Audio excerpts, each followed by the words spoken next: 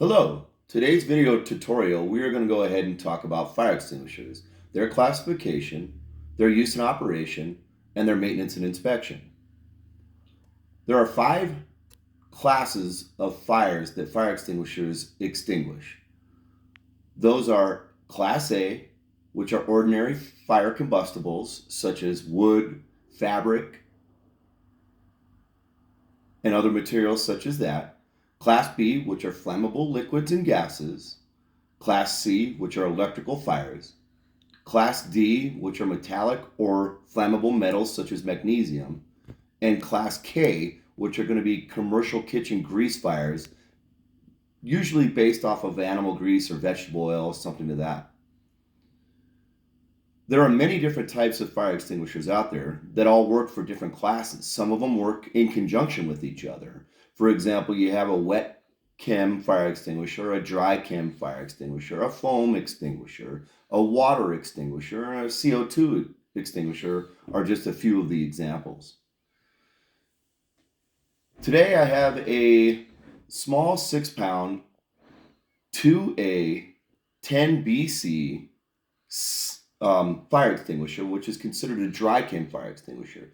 The 2A is the size of fire that it will typically put out, which is roughly 1.25 gallons per number. So you're looking at about 2.5 gallons of water is what this extinguisher is equal to on an ordinary combustible Class A fire. It also works in conjunction with a Class B fire at a 10 BC, which for a non-trained or a non-professional use, this extinguisher will extinguish approximately a 40-foot tray of flammable liquids and gas. And then being C at the end, there is no rating for the C. The biggest thing is that this dry chem is non-conductive with electricity. So how we use this extinguisher is there's an acronym out there called PASS. And that PASS acronym stands for PULL, which is pull the pin, AIM, which is aim the nozzle, squeeze, which is squeeze the trigger, and sweep, which you want to sweep at the base of a fire. That in turn will extinguish the fire by both cooling it and or starving it of oxygen. In this case, it's a dry chem, so it's going to starve it of the oxygen and smother the fire.